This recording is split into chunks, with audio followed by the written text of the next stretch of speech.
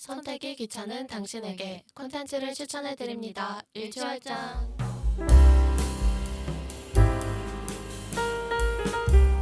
안녕하세요. 일취월장 채널에 오신 것을 환영합니다. 이번 달 주제 저희 일취월장의 인생작을 맞아 오늘은 저 썸머의 인생 작품을 소개하는 시간을 가져볼까 합니다. 저는 네오님과는 다르게 제가 애정하는 작품들 중에 어떤 영화를 가져올지 굉장히 행복한 고민을 했는데요. 올해 제일 재미있게 본 영화가 이 작품이라고 생각이 들어서 가져오게 되었습니다. 저 썸머의 인생 작품은 바로 영화 헤어질 결심인데요. 무려 칸 영화제에서 감독상을 수상한 작품으로 사실 저희는 지혜은님의 마라탕웨이로 더 잘 알고 있을지도 모르는 영화입니다. 두 분은 이렇게 이 영화가 유명한 만큼 이미 보신 적이 있으신가요? 저는 이런 질문을 할 때마다 똑같은 레파토리인 것 같은데 안 봤어요.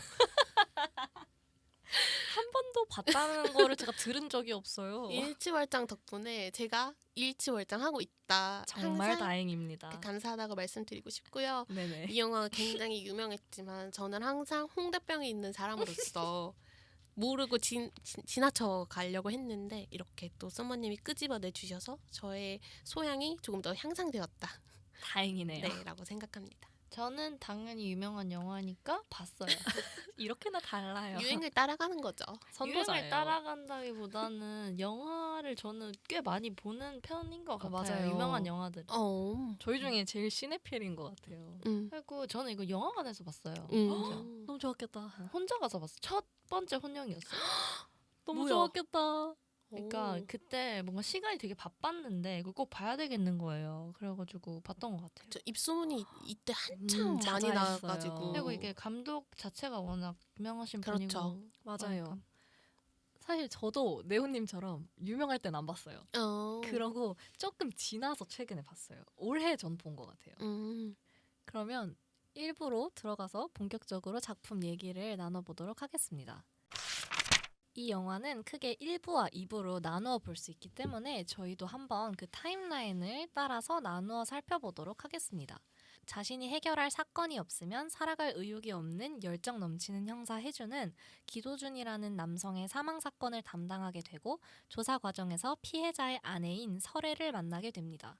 중국 교포인 설애는 자신의 한국말이 서툴 수 있다며 양해를 구하고 조사에 성실하게 임합니다. 남편이 산에 가면 걱정했어요. 마침내 죽을까봐. 저보다 한국말 잘하시네요.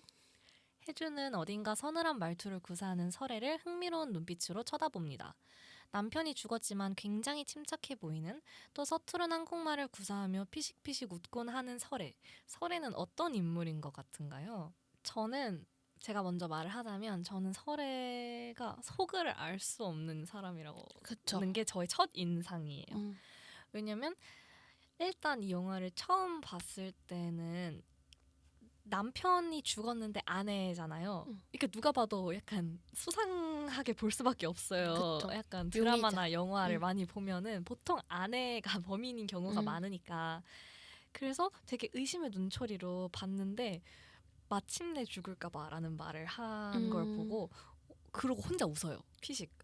그런 장면을 보고 되게 약간 사이코? 솔직히 약간 당연히 그런 느낌을 저는 받았어요.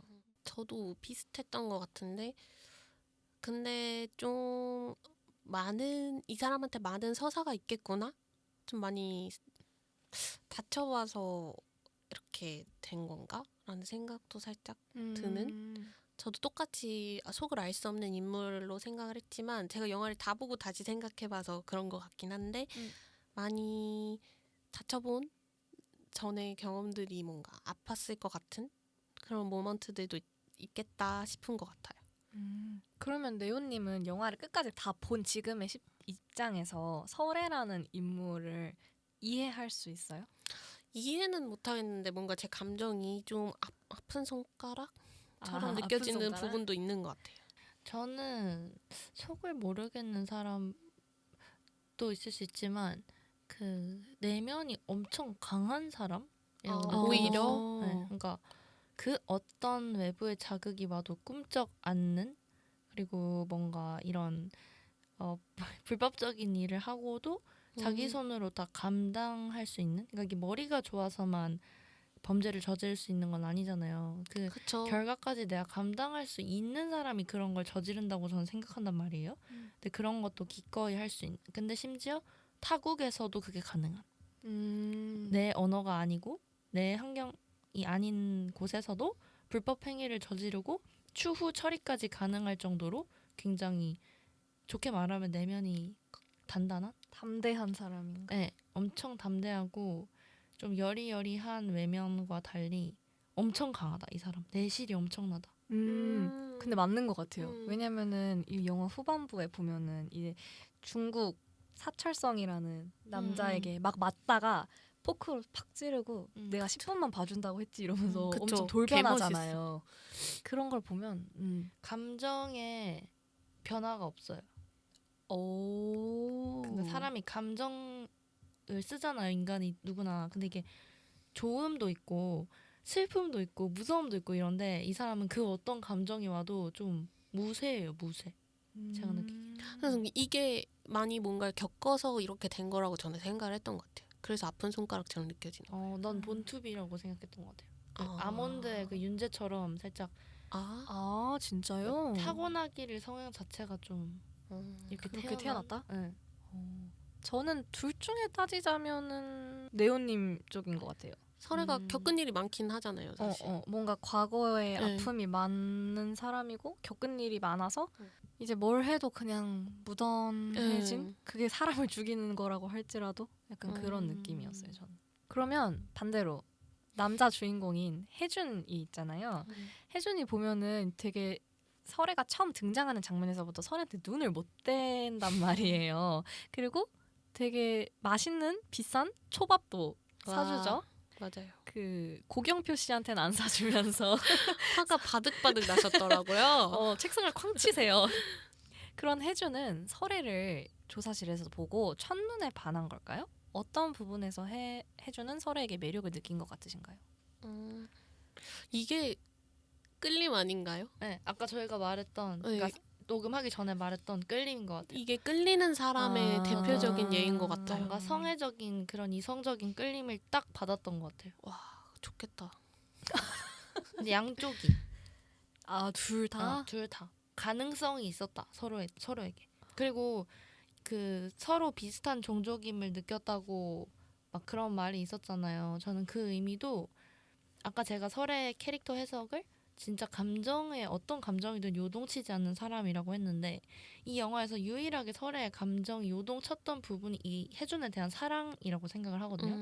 근데 혜준도 마찬가지인 것 같아요. 생활이 뭐 이만큼 무쇠 마인드는 아니지만 감정의 변화가 없는. 진짜 아내와 잠자리를 할 때도 맞아요. 그런 게 없는 모습을 보여주잖아요. 맞아요. 근데 유일하게 이 사람에 대한 그런 감정만 느끼는 것 같아요. 다른 건 불감이고 약간. 저 약간 비슷하게 느꼈는데 그 나중에 들어보면은 혜준이 그런 대사를 해요. 제가 왜 설애 씨를 좋아하는지 모르죠. 설애 씨는요 꼿꼿해요 이런 말을 한단 말이에요. 맞아요. 그런 말 뜻을 저는 꼿꼿하다는 게 무슨 뜻이지라고 생각을 했는데 빼미님 말 들으니까 약간 그런 느낌? 그러니까 혜준도 자기 경찰 직업, 형사 직업에 대한 뭐랄까요 이 신념? 프라이드가 되게 꼿꼿한 맞아요. 사람이고 근데 그 설애도 되게 무디이고 담대한 사람이라는 게 느껴졌으니까 그런 부분을 보고 나랑 비슷한 사람이라고 선택이 귀찮은 당신에게 콘텐츠를 추천해드립니다. 일취월장.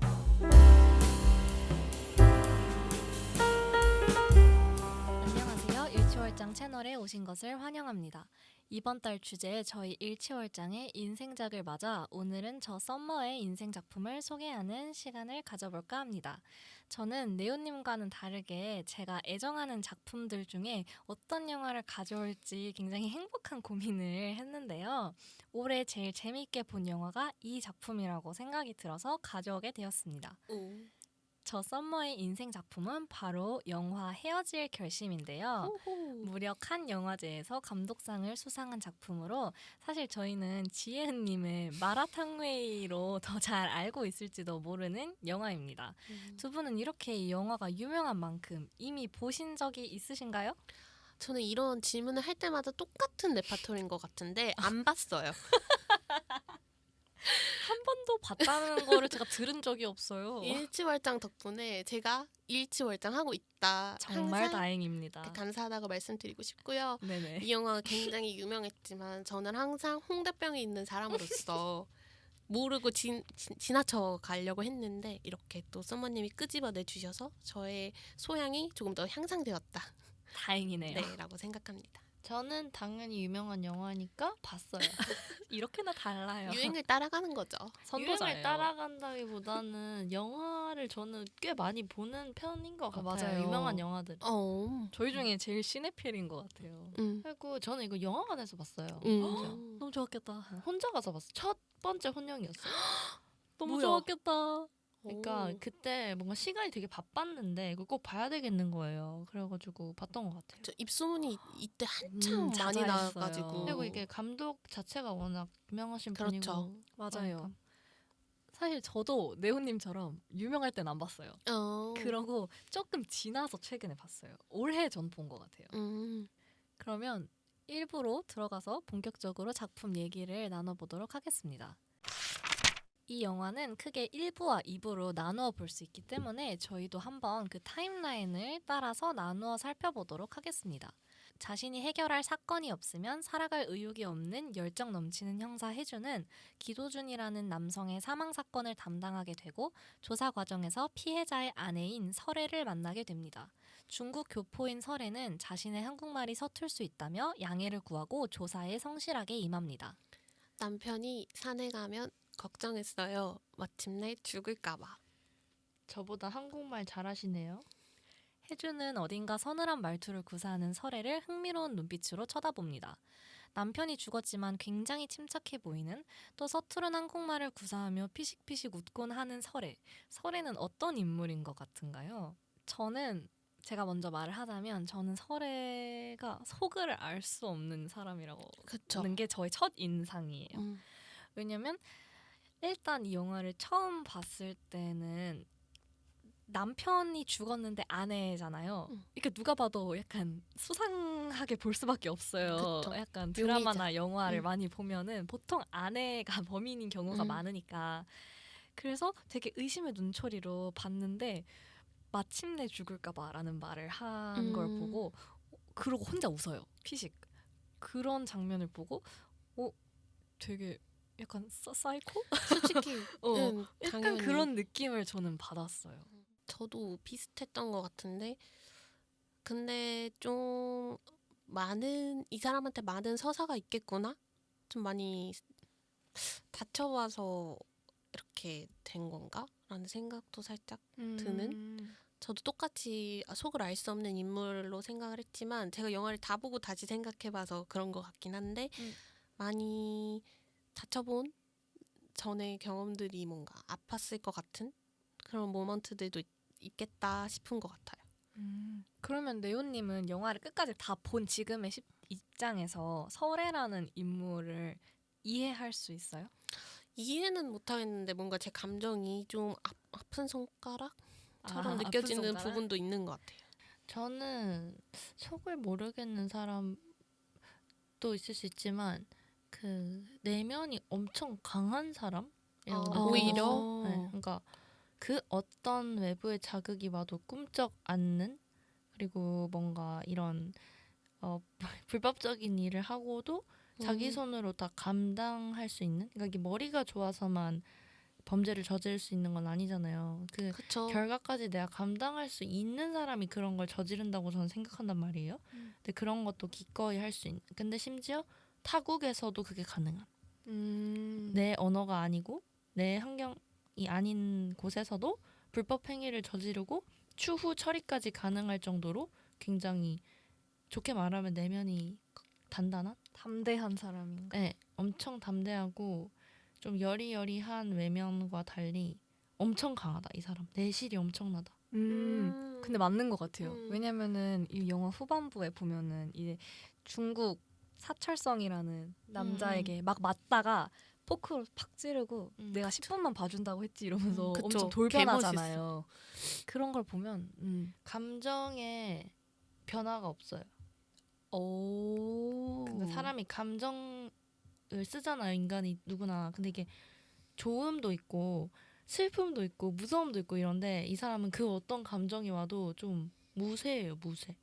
제가 느끼기에. 그래서 이게 많이 뭔가를 겪어서 이렇게 된 거라고 저는 생각을 했던 것 같아요. 그래서 아픈 손가락처럼 느껴지는 거. 난 본투비라고 생각했던 것 같아요. 그 아. 아몬드의 그 윤재처럼 살짝 아 진짜요? 타고나기를 성향 자체가 좀 이렇게 그렇게 태어났다? 네. 저는 둘 중에 따지자면은 네오님 쪽인 것 같아요. 설애가 겪은 일이 많긴 하잖아요, 사실. 뭔가 과거에 네. 아픔이 많은 사람이고 겪은 일이 많아서 응. 이제 뭘 해도 그냥 무던해진 응. 그게 사람을 죽이는 거라고 할지라도 약간 그런 느낌이었어요. 저는. 그러면 반대로 남자 주인공인 혜준이 있잖아요. 혜준이 보면은 되게 설애가 처음 등장하는 장면에서부터 설애한테 눈을 못 뗀단 말이에요. 그리고 되게 맛있는 비싼 초밥도 사주죠. 맞아요. 그 고경표 씨한테는 안 사주면서 화가 바득바득 나셨더라고요. 책상을 쾅 치세요. 그런 혜주는 설애를 조사실에서 보고 첫눈에 반한 걸까요? 어떤 부분에서 혜주는 설애에게 매력을 느낀 것 같으신가요?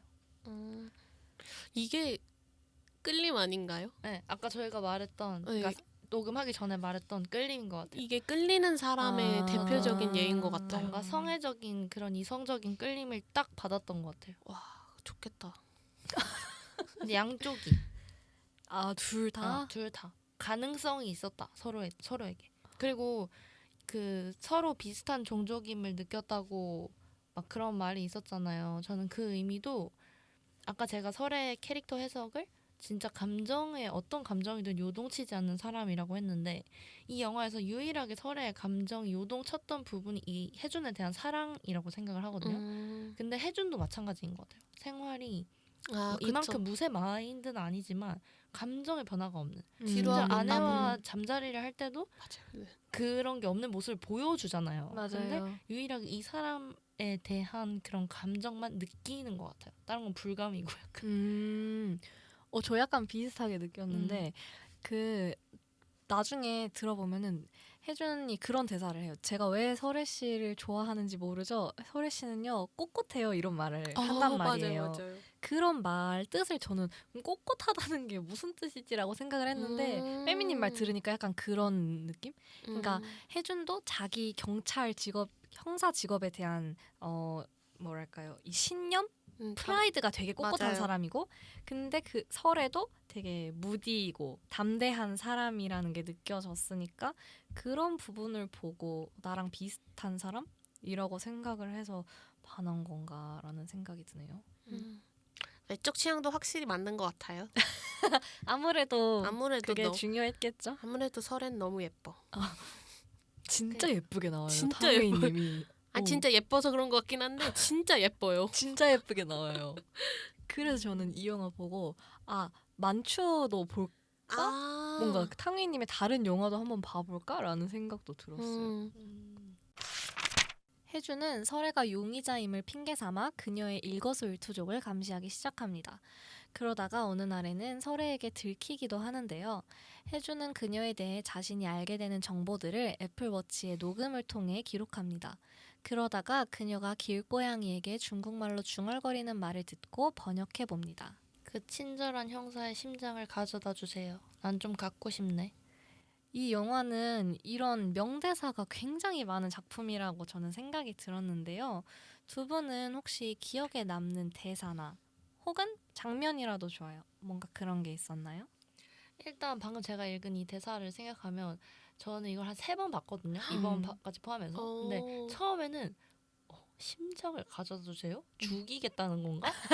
라고 생각 살짝 했어요. 근데 이제 그 다음 장면에서 이게 마음이었구나. 라고 느꼈고 이 장면을 보면서도 일부러 알고 말한다고 생각했거든요. 얘가 나를 미행하는 걸 알고 설애가 맞아요. 저도 한 줄 알기 때문에 난 널 죽일 거다. 내 스토킹을 당장 멈춰라라고 간접적으로 말하는 줄 알고 조금 긴장하면서 봤고 처음에는 플러팅인 줄 알았는데 같은 생각으로. 그래서 근데 처음엔 전 긴장도 있었어요. 근데 이제 알고 나니까 플러팅이지. 하트로 봤지만 그리고 그래서 이 장면도 좀 서늘하면서도 뭐지? 서스펜스가 기대된다 이런 거였고 저는 이번에 볼 때는 가장 꽂혔던 게 그 마지막에 그리고 바다에 버려요. 나뭐 뺄게. 아이, 울지 마세요. 네온이 여기 살아. 엄마는 갈 거야. 말해보세요. 그거요. 아니 2번 말하면 되잖아요. 그래 빼미님 말했고 왜요? 네온님 말하세요. 왜 좋아요? 아니 그니까 이게 그 이들의 감정선을 솔직히 한 번 봐선 이해하기 어려웠거든요. 어려워요, 맞아요. 저는 아직. 왜냐면 일단 오브제가 너무 많고 미장센이 너무 음. 가득가득 들어가 있어서 그런 조합하는 것만으로도 좀 벅찼어요. 맞아요. 1회차에는. 근데 이제 그런 걸 다 알고 보니까 좀 더 디테일한 게 보였는데 그래서 이번에는 이 둘이 도대체 어떻게 사랑을 시작했고 왜 서로를 헤어질 결심하는 게 이렇게 힘든지를 집중적으로 보자라고 생각하면서 봤는데 그렇게 보니까 그 마지막에 그런 바다에서의 대화가 좀 정말 정말 서로를 아끼는구나. 그러니까 그게 느껴졌어요. 그러니까 설에도 이 자기의 범죄가 잡히면 형사도 숨겨줬기 때문에 얘한테도 타격이 가니까 그쵸. 버리라. 근데 뭔가 거기서 좀 찌링했던 것 같아요. 울림이 있었군요. 네. 이렇게 좋아한다고? 진짜 저는 지금 썸머님이 가져와 주신 이 멘트부터 얘기하자면 형사의 심장을 가져다 주세요. 난 좀 갖고 싶네. 이거 이후에 설애가 말하잖아요. 그거 심장 아니고 마음이에요. 저는 그 장면이 되게 좋았어요. 뭔가 서로에게 확신을 주는 뭔가 그런 느낌이어서 그게 더 좋았고 그리고 똑같이 바다에 버려요가 왜 좋았냐면 스포를 해도 되겠죠? 그럼요. 결국 설애가 스스로를 바다에 버리는 듯한 엔딩까지 연결되는 게 저는 그게 약간 소름이 돋아서 제일 좋았던 장면이에요. 맞아요. 그런 희생? 뭔가 그런 게 느껴졌던 것 같기도 하고 이해가 안 되지만 지금 그냥 느낌으로 봤을 때는 그게 연결된다. 와, 약간 이런 생각이 있었어서 저는 그 장면이 기억에 남네요. 썸머님은요? 저도 그 바다에 버려요를 전 이번에 2번째 본 거였는데 그 바다에 버려요를 처음 들었을 때는 무슨 말이지? 이해가 잘 안 됐어요. 근데 이번에 들으니까 저게 사랑한다는 말이구나가 되게 확 와닿더라고요. 왜냐면은 혜준이 처음에 이제 설애가 살인을 한 걸 알고 남편을 핸드폰 주면서 이 핸드폰을 깊은 바다에 버리라고 말하잖아요. 근데 그때 설애가 얘가 날 사랑하는구나를 느꼈다고 했잖아요. 그쵸. 근데 마지막에 설애가 혜준한테 같은 말을 하잖아요. 핸드폰을 바다에 버리라고. 그 말이 사랑한다는 말이잖아요. 그걸 들으면서 그게 생각났어요. 1번인가 어디에서는 그 달이 예쁘다는 말을 사랑한다는 말로 대신한다고 하는 그게 있대요. 근데 그런 것처럼 사랑한다는 말을 직접적으로 하지 않아도 최대의 사랑을 표현할 수 있는 문장인 것 같아서 이들한텐 되게 울림이 있었고 사실 저의 최애 문장은 이거예요. 그 친절한 형사의 심장을 가져다 주세요. 왜냐면 보통은 그 사람을 갖고 싶어요 라든지 그 사람의 마음을 뺏고 싶어요 라든지라는 말을 하는데 심장을 갖고 싶다는 말은 잘 안 하잖아요. 그게 잘못된 번역이라고 하더라도 근데 그게 뭔가 좀 더 직접적이게 쾅 갖다 박은 느낌? 내 마음을? 그래서 좋았어요. 저는 또 그 2부에서 김신영이 이제 일 마무리 됐지 않냐라고 했는데 혜준이 그 탕웨이를 계속 설애를 계속 의심하고 있는 상황에서 자동차에서 그 여자가 불쌍하지도 않습니까? 막 이렇게 왜 집착하세요? 이렇게 했어요. 근데 그 말이 1부에서는 모두가 이 사람을 범인으로 몰고 싶고 혜준만 좀 발을 빼고 있는 맞아요. 상황이었는데 그거 완전 대비가 반대니까. 되면서 근데 2부에서 김신영 캐릭터가 어땠냐면 약간 왕따였잖아요. 직장 내 맞아요. 왕따였거든요. 여자 형사라서. 근데 뭔가 살짝 설명하기 좀 어려운 감정인데 뭔가 그때도 하면서 생각을 하게 됐던 것 같아요. 막 이전 상황들과 인간의 감정과 상황과 그걸 들었을 때 혜준의 복잡한 마음과 그런 게 좀 느껴져서 그래서 아마 그 김신영 배우가 이 영화를 찍고 나서도 되게 바이럴이 많이 됐던 맞아요. 이유가 그런 캐릭터여서도 있지 않았을까라고 제가 보고 나서 약간 인정을 하게 됐던 것 같아요.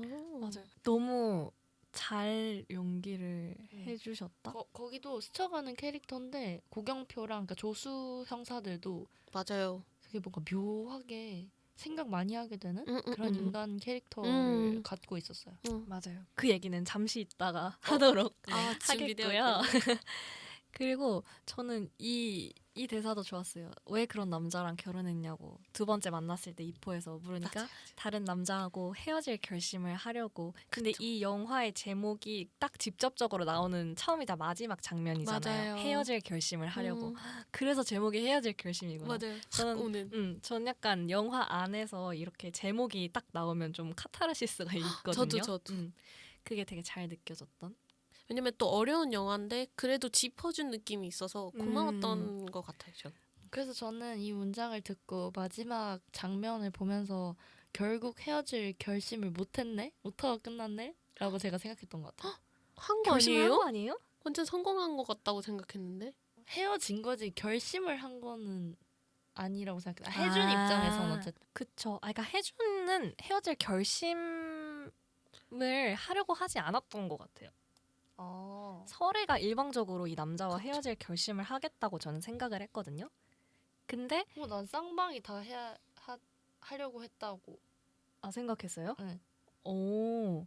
그러니까 이게 더 이상 눈앞에 안 만나고 음. 이런 거만이 헤어질 결심이 아니라 진짜 마음에서 이 사람을 보내야 저는 결심이 선 거라고 생각하거든요. 네. 연락을 안 하는 거는 혜준도 했지만 그 이 사람을 마음에서 보냈냐를 하면은 설에도 실패한 거잖아요. 품고 둘 다 못 죽었잖아요. 보냈죠. 네. 그래서 전 실패했다고 생각했던 것 같아요. 아. 걔를 버리고 잘 살아야 그게 헤어질 결심을 한 거지. 혜주는 이미 뭐 죽어버렸으니까 자기가 어떻게 할 수 없는 거고 상대방이 죽어버렸으니까 설에도 헤어질 결심을 못하고 품고 죽은 거잖아요. 결국 좋아하는 마음을 끝까지 가지고. 그래서 저는 실패했다고 생각했던 것 같아요. 이 결심은. 그렇게 볼 수도 있겠네요. 그럼 저희는 좀 서로 안 보고 그거에 치중했나 봐요. 저는 이별을 음. 구했으니까. 네. 아니요. 저는 그러니까 결심을 한 거는 그러니까 내가 누구랑 헤어질 결심을 했다는 거는 아직 못 헤어졌다는 얘기잖아요. 그렇죠. 그러니까 결심을 한 거잖아요. 그렇죠. 거기까지는 오케이 했는데 혜준이 뭔가 설애하고 헤어질 결심을 했나? 얘는 애초에 헤어질 마음이 없지 않았을까? 그냥 이포로 와서 다시 만나기 전까지 헤어질 결심을 했다는 얘기인가요? 그때는 떠나려고 한 거 아니에요? 떠났잖아요. 그쵸? 그렇게 보면은 그렇네요. 전 마지막만 생각했나 봐요. 그러면 이 영화의 엔딩에서 다시 만났고 어쨌든 혜주는 딱히 얘를 놓을 생각은 그때는 다시 없었던 봤을 것 때는 같은데 그냥 설애가 혼자 자기를 바다에 묻음으로써 이 사람과 헤어질 결심을 했다라고 전 생각을 했어요. 전 물리적인 거에 좀 더 치중을 한 것 그런가 같아요. 헤어진다라는 이 사실, 명확한 사실을 생각을 하면 혜준이 처음 헤어지려고 했고 헤어졌고 그래서 두 번째는 설애가 헤어지기 위해 그리고 완벽히 헤어지는 방법을 선택했다고 그쵸. 저는 생각을 했어요. 여러 가지 해석을 할 수 있겠네요. 이렇게 이 제목만으로도. 다음 장면으로 넘어가 보도록 하겠습니다. 혜준과 설애는 서로에게 굉장히 빠르게 빠져들게 되는데요. 늘 아이스크림만 먹던 설애에게 혜준은 밥을 해주고 미결 사건의 사진들을 집에 붙여놓고 그로 인해 불면증에 시달리는 혜준에게 설애는 사진을 정리해주고 잠을 재워줍니다. 둘은 이 영화의 주인공이지만 사실 엄연한 불륜 관계잖아요. 맞아요. 둘의 사이를 이해할 수 있나요? 혹은 아무리 주인공이라지만 요거는 좀 아니다라고 생각이 됐는지. 근데 이게 생각보다 영화 감상평 생각보다 아니 이게 영화 감상평에 나뉘는 제 가장 대부분의 이유더라고요. 호불호? 네. 호구 불호구 이 영화를 N회독했다는 N번 봤다는 사람도 너무 많고 대본집까지 샀다는 사람도 저는 주위에 있었거든요. 근데 또 다른 저는 영화를 안 봤으니까 또 다른 사람은 너무 불쾌해서 영화보다 나왔다고 하더라고요. 그래서 보고 나니까 둘 다 저는 이해가 됐어요. 둘 다 이해가 됐나요? 이게 명백한 불륜은 저는 맞다고 생각하거든요. 근데 이 영화를 볼 때 거기에 집중하면 많은 걸 놓칠 것 같아요. 그냥 맞아요. 어떠한 사람 두 그냥 그 개인과 개인이 어떠한 관계를 맺는지, 어떠한 방식으로 어떠한 마음을 주고받는지를 다루는 거지. 그게 막 불륜 이걸 프레임을 씌워버리면 전하고자 하는 말을 많이 놓칠 것 같아요. 근데 그렇다고 불륜 미화를 한다거나 그러고 싶은 생각 없고 저도 물론 맞아요. 근데 맞는데 이거를 그 혜준의 와이프가 신청을 하면 이거는 탐정들의 사무소 거기 나오는 사건인 거고. 근데 이제 그게 아니잖아요, 이 영화는. 그쵸. 제 핸드폰이 자꾸 듣고 그것만 추천한다고요. 멈추세요. 오늘 유튜브에, 들어버려. 유튜브에 그것만 떠요 자꾸. 근데 이 영화는 그런 시각으로 보라고 만든 영화가 아니기 때문에 저는 좀 그거에서 자유롭게 그냥 아, 느꼈던 것 같아요. 자체로. 그게 의도인 것 같긴 한데, 근데 저도 그렇게 불륜이어서 불편하다고 느끼는 사람들도 이해가 되긴 해요. 뭔가 자기 인생 가치관 중에 그게 맞는 건 맞게 지켜야지가 훨씬 이거이면 그렇게 생각할 수. 다 존중합니다. 중립이시네요. 네. 저는 사실 원래 이런 거 진짜 싫어하거든요. 아, 그러니까 막 불륜을 불륜이고 소재로 삼는 것 자체가. 그러니까 그쵸. 막 어쨌든 안 되는 일이잖아요. 안 되죠. 안 되는 범법이에요. 완전 나쁜 거죠, 사실. 그러니까 이런 거를 이렇게 미화가 아니라 이런 걸 소재로 남녀 주인공의 사랑을 다른 영화였다 이러면은 불쾌하다 이런 생각을 하면서 봤을 것 같은데 이 영화를 보면서는 그게 전혀 저의 감상에 걸림돌이 되지 않았어요. 그게 참 신기한 것 같아요. 연출을 잘한 거지. 그래서 오히려 진짜 마지막에는 이제 완전 둘을 그냥 응원할 수밖에 없는 그런 느낌까지 들었기 때문에 다 보고 그런 생각이 들었어. 와, 이런 소재인데 전혀 걸림돌이 되지 않았다고? 진짜 잘 만든 영화가 아닐까? 아, 오히려 그게 썸머님한테는 점수를 더 주는 포인트였던 네. 거네요. 네. 저는 아예 안 불편하지는 않았던 것 같아요. 뭔가 불편하긴 했는데 빼미님처럼 생각하려고 노력을 한 것 같아요. 상 받은 영화라는 기본 상식을 좀 깔고 보려고 노력을 했던 것 같아요. 아 나도 상 이해해야 받은 해. 영화를 좀 네, 그런 생각을. 설애를 용의자에서 제외시킨 혜주는 그녀에 대한 의심을 완전히 거둡니다. 하지만 어느 날 설애 대신 할머니 댁으로 간병을 간 혜주는 설애와 똑같은 할머니의 핸드폰에서 높은 층수로 올라간 적이 있다는 기록을 발견합니다. 사실 설애는 자신의 남편을 죽이러 산에 올라간 것이었고 결국 그녀는 용의자가 아닌 범인이었죠. 혜주는 기록이 든 휴대폰을 설애에게 건네며 바다에 버리라고 말한 뒤 힘없이 그녀를 떠납니다. 앞에서 설애가 어떤 인물인지에 대해서 저희가 얘기를 해봤는데 그러면 혜주는 어떤 인물인 것 같은지. 말라 버렸는데 그게 편안해진 사람? 감정이 메말랐다? 눈도 메말랐죠. 동태다. 모든 게 메말라 버렸는데 그게 편안하다고 생각을 했는데 이제 설애가 해주는 인공 눈물 같은 사람인 거죠. 어머. 눈을 보이게 해주는. 계속 인공 눈물을 넣으니까. 네, 메마르지 않게 해주는. 메마르지 않은 게 좋다는 걸 깨닫게 해주는. 되게 좋은 말이네요. 저는 그렇게 생각합니다.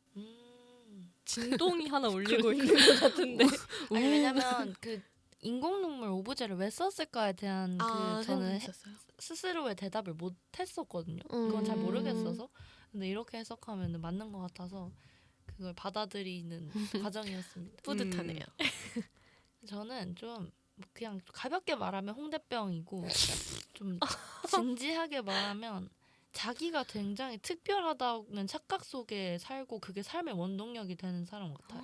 맞는 왜요? 것 같다. 그냥 남들이 다 느끼는 그런 감정들 있잖아요. 그런 거를 좀 자기는 안 느끼려고 하는 것 같아요. 그러면서 나는 그런 거는 딱히 내 인생에 행복이 못 돼. 원동력이 못 돼라고 스스로 약간 그렇게 믿어버리는 거죠. 그러니까 그게 자기한테는 진짜일 거예요. 근데 그렇게 만든 느낌. 그게 저는 메마르다고 말한 것 같아요. 그리고 뭔가 자기 경찰로서의 프라이드가 있다고 설애한테 막 말하지 않았어요? 근데 그것 때문에 붕괴됐다고?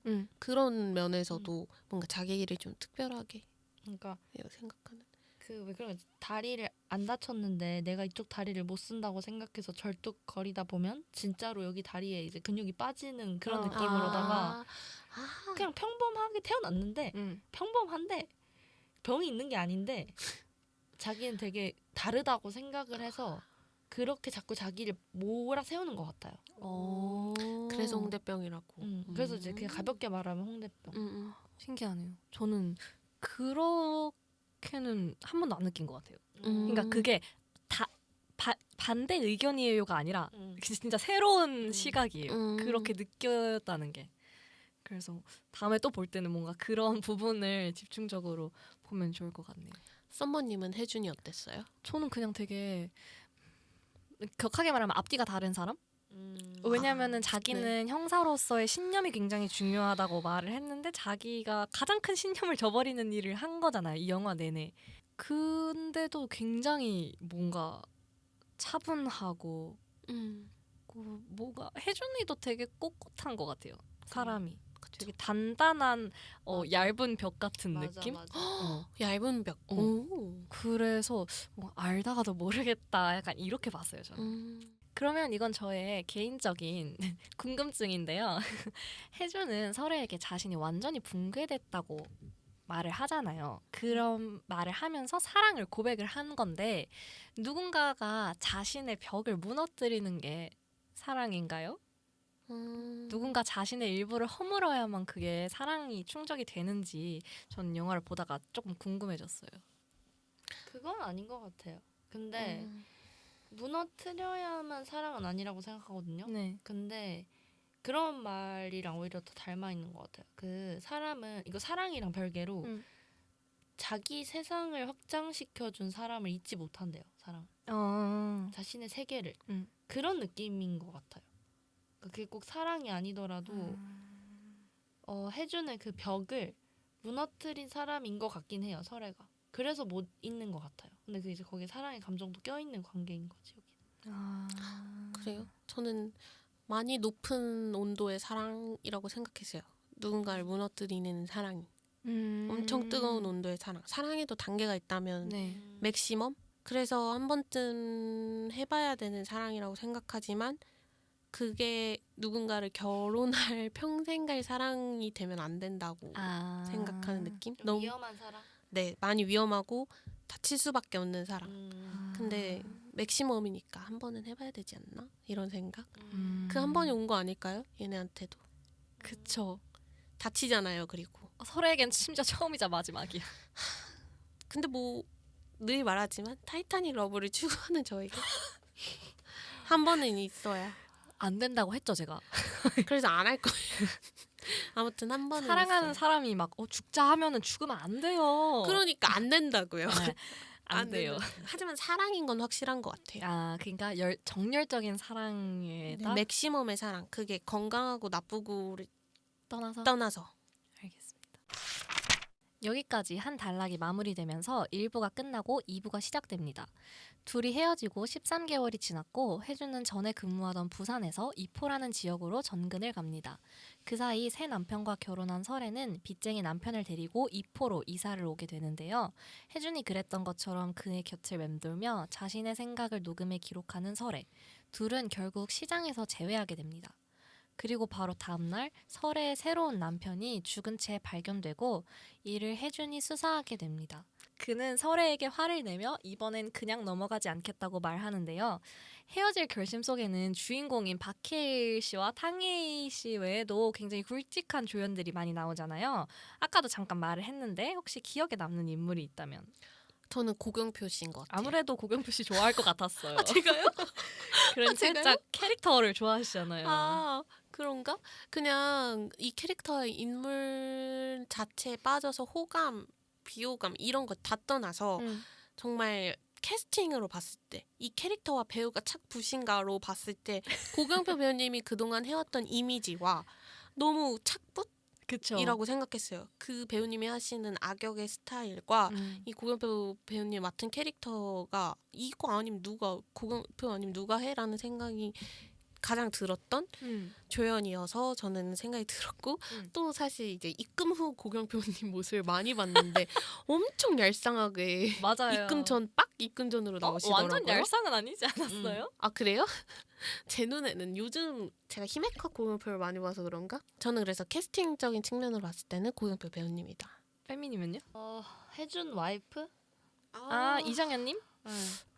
그러니까 그냥 처음부터 끝까지 사실 이 사람 불쌍하기만 한 캐릭터고 중간에 둘이 있는 장면에서 누구 부부는 뭐 섹스리스 부부 어쩌고저쩌고 좀 맞아요. 하잖아요. 근데 거기서도 뭔가 서늘하게 살짝 다가오는 게 전 있었어서 알고 말하는 건가? 그러니까 이런 게 좀 있었어서 그리고 나중에는 결국 이상함을 느끼잖아요. 그쵸. 그 당신이 맞던 그 사람의 뭐 남편이 죽었어. 죽었더라 해서 이 사람이 혹시 한번 일을 치려나?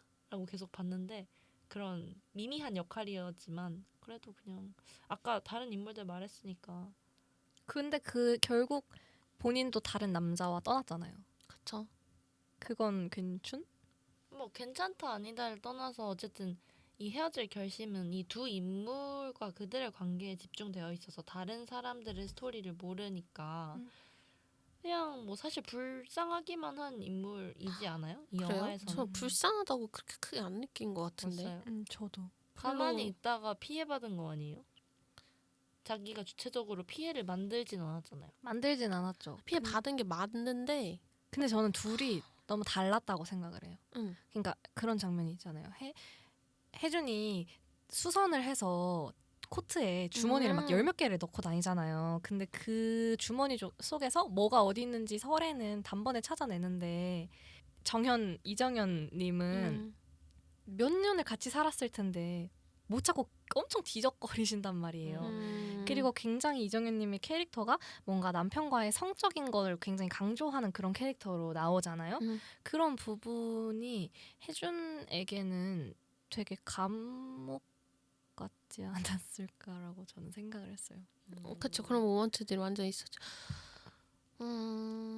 왜 불쌍하다고 생각을 안 들었는지는 모르겠지만 그 이정현 배우님한테도 혜준이 하나의 소모품 느낌이었던 것 같아서 모르겠다. 패스. 그러니까 저는 왜 그랬냐면 저는 어찌됐건 이 두 남녀의 관계성을 굉장히 아름답게 봤거든요. 근데 이 이야기가 아름답다는 걸 내가 인정하려면 이 불륜의 피해자인 이 사람에 대해 내가 어떻게든 이 사람은 확실히 피해자고 피해를 받았다라는 걸 인정해야 이걸 아름답다고 말을 할 수 있을 것 같다고 생각했나 봐요. 인정하지 않고 여기가 원래 불행했었다고 생각해야 아름답다고 볼 수 있는 거 아니에요? 아니죠. 불행했다고 해서 이렇게 한다는 거를 인정하기 그게 싫어요. 더- 네, 그건 아. 미화하는 것 같아서 불행해도 아. 그러면 안 된다고 생각하는데 이미 좋았는데 이렇게 여기의 더 이야기는 아름다워. 그래서 이 사람은 어쨌든 피해를 받은 거는 확실해. 이렇게 이해가 하는 것 같아요. 제가 그냥 그렇게 생각하는 것 같아요. 본인 느끼기 나름이니까요. 썸머님은요? 저는 의외로 그 잠깐 나오는 유태호님 아, 이주임이 바람 피고 그 유튜브였어요? 네 아. 그때 유태호님이 살짝 맞아. 응. 이 사람 왜 이런 역할로만 나오지? 생각했던 왜냐면은 저는 계속 그 아내가 아니 이주임이 계속 이러잖아요. 그래서 당연히 여자일 줄 알았는데 그 이주임이 유태호였고 남자였던 거예요. 그러고 결국 그 사람이 이혼을 해서 같이 떠나게 되잖아요. 아무렇지 않게 인사하는 것도 그래서 너무 갑자기 여기서 왜 나오세요? 약간 이렇게 해버린 제가. 그렇고 박정민 배우님도 좀 인상적이었네요. 아, 맞아. 굉장히 그런 역할 전문가시죠. 거기가 아까 말한 나를 다 줘버리는 불같은 사랑의 끝이 본 사람 아닌가요? 아, 그쵸. 전 그래서 박정민 배우님이 자살을 함으로써 약간 설애가 자살을 할 거라는 걸 암시해 준 게 아닐까. 그럴 수 있겠다. 소름 돋아. 맞는 것 같아. 그쵸. 왜냐면은 이제 친구가 잡혔을 때 걔 자살 충동 있어요. 걔 못 맞아요. 잡아요. 맞아요. 이렇게 말했잖아요. 결국 설애도 그렇게 될 거를 암시한 것 같다라고 저는 느꼈습니다. 근데 그게 좀 저는 무서웠던 게 사실 이런 자살하는 장면이 영화에 꽤 나오잖아요. 그 영화들 중에서 제일 무섭게 표현됐다고 저는 생각했던 것 같아요. 그 박해일님의 건물 위에서 이렇게 찍은 피 자국만 거기 남아 있잖아요. 그게 좀 무서웠던 것 같아요. 괴로워하며 밤늦게 설의 집에 찾아간 혜준에게 설애는 사건의 진상을 말해줍니다. 혜준이 건네주었던 핸드폰을 아직 가지고 있었던 설애는 그 핸드폰을 남편에게 들키고 마는데요. 남편이 그걸 빌미로 혜준을 협박하려 했기에 혜준을 지켜주기 위해 설애는 남편을 간접적으로 살인한 것이었죠. 설애는 혜준에게 이렇게 말합니다.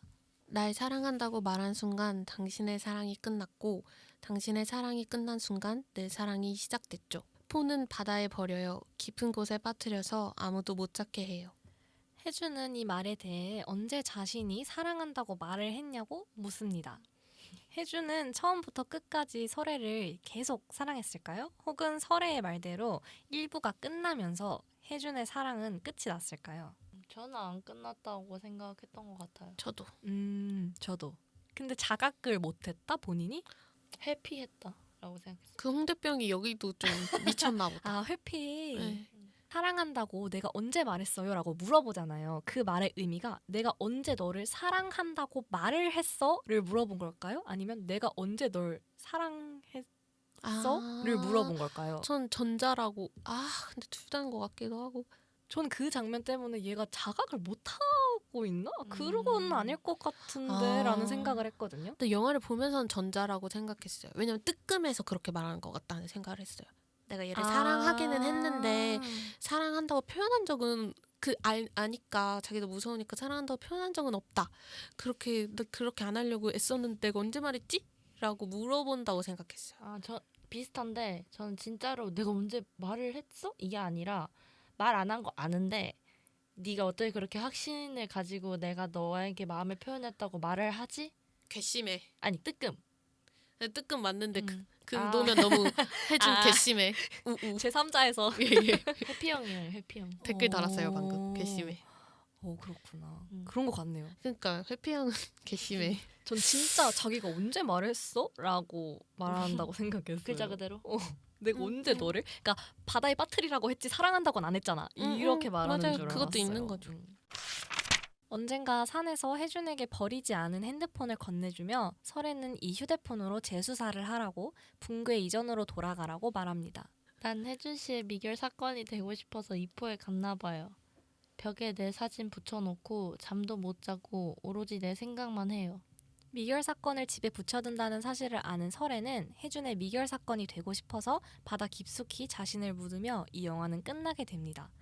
저는 1회차 관람할 때 결말 보면서 계속 설마 이러면서 봤거든요. 지금이 끝인가 싶어서요? 죽나? 자살하나 싶어서 아. 이 결말 어떻게 보시나요? 설애는 이기적인 사람인지 혹은 진짜로 혜준을 너무 사랑해서 이런 행동을 한 건지. 둘 다지 않나요? 이기적이지만 진짜 사랑을 했다? 응. 그럼 이 결말 어떻게 보셨어요? 그 전에 미결 사건 요거를 집에 붙여준다는 사실을 알고 자기니까 미결 사건이 되고 싶다고 한다. 이 포인트가 미결 사건이고 이래서 수상해서 그렇지 되게 일반적으로 보면 저는 연인들 사이에는 둘만의 밈이 있어야 된다고 생각하거든요. 그냥 둘만 별거 아닌데 둘만 계속 묻고 늘어지고 그걸로 웃고 뭐 하는 이 미결 사건이 이 둘에게는 그런 미결 사건 사진을 붙여주는 게 둘만 이해할 수 있는 뭔가 행동과 밈 같이 놀 수 있는 그런 놀이였다고 생각을 해요. 그래서 더 의미가 있다고 생각을 하고 이 장면은 그리고 결말을 생각하면 저는 사실 다친 결말 좋아하거든요. 네. 이 정도면 다쳤다고 생각해서 나쁘지 않았어요. 그리고 다쳤죠. 너무 다쳤네. 꽉 다쳤어요. 꽉 다쳤네요. 혜준이 설애를 찾길 바랬던 것 같아요. 저는 마지막 장면에서 바닷속에서 찾길 바랬어요. 그러면 진짜 꽉 다쳤다고 했을 것 같아요. 절규 좀 하고. 근데 그러면 너무 상 받는 영화가 멀어지니까 못 찾겠다 싶긴 했는데 질문에 대해서 다시 돌아가서 생각해 보자면 혜준의 입장에서 설애는 이기적인 사람일 수밖에 없지 않을까요? 어쨌든 날 버리고 떠났으니까. 근데 그 정도로 마음을 먹기까지 설애는 혜준을 진짜 사랑을 한 거죠. 근데 자기 위주의 사랑이었던 것 같은데요. 혜준을 생각한 사랑보다는. 그래서 이기적으로 생각하는 것 같아요. 빼미님은요? 여튼 그러니까 대사 하나하나가 진짜 대가리가 아픈. 그러니까 이런 표현. 힘들어요. 만약 하게 친구한테 들었다고 생각하면 와 진짜 막 술이 저절로 들어가는 그런 느낌. 아찔한 느낌 있잖아요. 뭔가를 들을 때 너무 아득해지고 아찔해지는 느낌 있잖아요. 그런 느낌이 좀 받았어요. 대사 하나하나. 후반부에서 저는 한마디 할 때마다 그 맞아요. 술잔이 한 잔씩 어. 비워지는 느낌이었고 진짜 사랑을 한 거는 같아요. 근데 저는 왜 이기적이라고 보냐면 그러니까 이 두 사람은 어쩔 수 없어요. 그냥 이렇게 만나버리잖아요. 이번 생에. 그러면 헤어지기 위해 결심이 필요한 그런 상호 관계였던 것 같거든요. 그럼 이미 만나버렸잖아요. 그러면 이제 이들은 헤어지기 위해 결심이라는 게 필요한데 각자가 설애가 그 결심을 못하게 해버렸어요. 제가 느끼기에. 혜준이가 목숨을 끊음으로써. 그러니까 계속 살아 있었으면 어떻게 감정을 정리하고 사건을 해결해서 정말로 이 사람을 온전히 잊고도 내 인생이 이어질 수 있게 그렇게 하는 게 완전한 결심이 쓴 상태라고 생각을 했는데 그걸 못하게 돼버렸잖아요. 이제 혜준도 본인도. 그래서 굉장히 역시 이 사람은 파격적이고 굉장히 강한 여성이다. 여전히. 갑자기 든 생각인데 콜바넴